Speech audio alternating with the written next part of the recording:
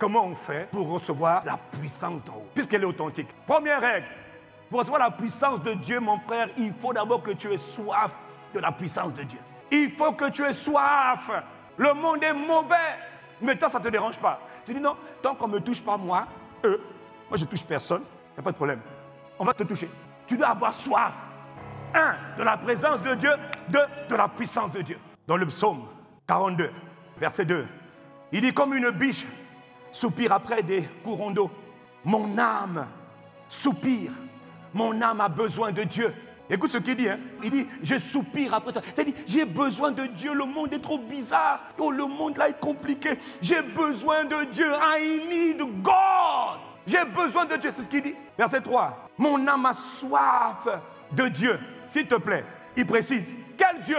Le Dieu vivant. Pourquoi? Parce qu'il dit qu'il y a trop de faux dieux. Mon âme a soif d'un Dieu qui est réel. D'un Dieu qui est en activité.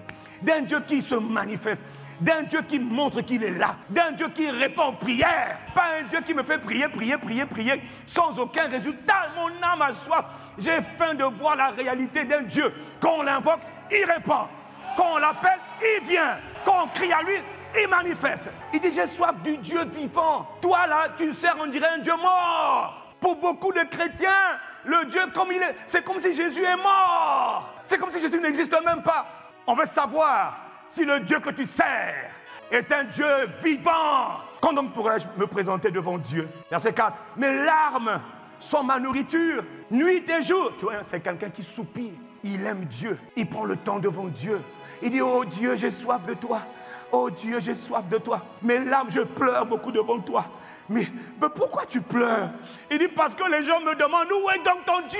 Je parle d'un Jésus que je n'arrive pas à manifester. Les gens te demandent, où est ton Dieu? Ça veut dire qu'ils ne croient pas que toi, tu connais Dieu. Tu sais pourquoi? Parce que tu n'as pas soif. Le psalmiste a dit, j'ai soif que l'on voit la réalité de Jésus. La puissance commence par la soif de montrer que Jésus est vivant. Et la seule personne qui peut montrer que Jésus est vivant s'appelle le Saint-Esprit. L'Esprit de Jésus. Et lui, quand il vient, il manifeste sa puissance. Psaume 63. David, lorsqu'il était dans le désert de Juda, regarde comment David soupire. La soif de la présence de Dieu et la soif de la puissance de Dieu. Oh Dieu, tu es mon Dieu. Oh Dieu, tu es mon Dieu. Je te cherche au point du jour. Dès le matin, moi, je te cherche. Je te cherche. J'ai faim de toi. Tu entends? J'ai faim de toi. Est-ce que toi, tu as faim de Dieu? Il dit, oh Dieu, tu es mon Dieu. Je te cherche. Mon âme a soif de toi. Mon corps soupire après toi. Comme dans une terre aride et desséchée sans eau. J'ai soif de Dieu. Je veux Dieu. Je veux Dieu. Je veux Dieu. Je veux la puissance de Dieu. Pourquoi? Les gens souffrent autour de moi. Dieu vivant. Montre-leur que tu es vivant. Il dit, verset 2, je te cherche dans le temple, dans le sanctuaire. Il dit, tu me cherches pourquoi? Il dit, je te cherche, 1, pour voir ta puissance, 2, ta glorieuse présence. David dit à Dieu, moi j'ai 2 priorités, c'est ta présence et ta puissance. Ta présence me transforme, elle me donne un cœur pur. J'apprends à t'aimer, j'apprends à te craindre, j'apprends à être plein de foi. Ta présence fait toute la différence.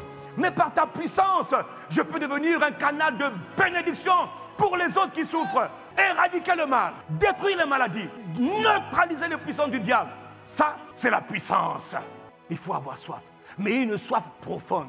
Plus la soif de la présence et de la puissance de Dieu est intense, plus la puissance que tu vas recevoir sera intense. Jésus a dit, si quelqu'un a soif, il dit si quelqu'un, ça veut dire qu'il sait que tout le monde n'a pas soif. Jean 7, 37, si quelqu'un a soif, qu'il vienne à moi. Donc il faut que tu ailles vers Jésus. C'est lui qui comble la soif.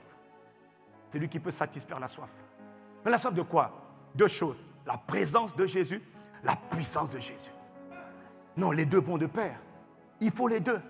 Ne te contente pas de la présence. On l'a trop fait hier. Non, le monde est mauvais. Il nous faut la présence et la puissance. Quel que soit le niveau de puissance dans lequel tu opères aujourd'hui, bonne nouvelle, il y a des niveaux que tu n'as pas encore vus. Il y a des dimensions que tu n'as pas encore expérimentées. La deuxième chose, c'est qu'il faut t'attendre à Dieu. Qui veut recevoir la puissance? Ce n'est pas celui qui est pressé, c'est la présence, la puissance. Mais je l'obtiens dans l'attente. Jésus, quand il partait, il a dit aux disciples, à plus de 500 d'entre eux, il a dit, Luc 24, verset 49, restez dans la ville. La version anglaise dit tarry, ça veut dire attendez dans la ville, jusqu'à ce que vous soyez revêtus de la puissance d'en haut. Parce que le temps vient où je vais envoyer sur vous ce que mon Père a promis. C'est-à-dire, Jésus dit, la puissance d'en haut, là, c'est la promesse du Père pour toi. Le Père a promis. J'enverrai sur vous ce que le Père a promis. Le Père t'aime tellement qu'il a envoyé son Fils pour prendre tes péchés, verser son sang, pour que Satan n'ait plus jamais le droit légal sur ta vie. Maintenant, le Père dit, je t'envoie mon esprit, ma présence et ma puissance pour te rendre capable de vivre sur la terre comme un Dieu. Tu as vu comment Jésus, mon fils, le premier d'entre vous vit comme lui. Mais Jésus, lui, il avait attendu 30 ans. Maintenant, Jésus, au moment de partir, nous dit, hey, les amis, je vous le dis, hein, il est avantageux pour vous que je m'en aille. C'est-à-dire, le Saint-Esprit, là, c'est votre avantage. Vous me voyez là, vous m'admirez. Mais les hommes vont vous admirer quand il viendra. De la même manière qu'il est venu me remplir de sa puissance, les hommes vont vous admirer. Il dit, mais non, ne pars pas. Il dit, non, Jean 16, 7, je dois partir, c'est pour vous. Parce que le Père, moi, m'a envoyé pour un peu de temps. Vous allez prendre le même Saint-Esprit avec sa puissance. Vous allez bouleverser le monde. Mais attendez-vous à lui. Ne courez pas, ne partez pas. Le problème avec l'Esprit, c'est qu'on ne le commande pas. C'est lui qui commande, il est Dieu. Il est écrit que lui, il se laisse trouver par ceux qui le cherchent. Mais il ne dit pas quand est-ce qu'il se laisse trouver. Il voit ce qu'on appelle la consistance. Attendez l'Esprit jusqu'à ce qu'il vienne. Et c'est quand on attend là qu'on apprend à développer sa vie de prière. Jésus, en allant pendant 40 jours, qu'est-ce qu'il a fait? Il s'est attendu à Dieu. 40 jours, il s'est attendu dans le jeûne. Dans Acte 4, verset 29, ils se sont assemblés parce qu'on les menaçait. Et ils ont prié. On dit, Seigneur, donne la puissance. On nous intimide. Seigneur, relâche la puissance. Ils ont prié. Seigneur, vois leurs menaces. Donne-nous d'annoncer ta parole dans les rues de Brazzaville, au Congo. Donne-nous d'annoncer. Ils ont prié. Rien ne se passe sans la prière. Il faut prier. Tu veux changer un territoire, changer des familles, il faut engager la prière. Ils ont demandé à Dieu quoi? Étends ta main, que l'on voit des signes, des prodiges, des miracles. Ils ont demandé à Dieu. Donc toi, tu l'as demandé aussi. Et quand ils ont demandé, regarde la réponse de Dieu. Il est écrit, Acte 5, verset 12, la suite de la prière. Beaucoup de miracles et de prodiges se faisaient par les mains des apôtres. Le nombre de ceux qui croyaient, hommes et femmes, augmentait de plus en plus. C'est le résultat de quoi? La prière, la prière, la prière.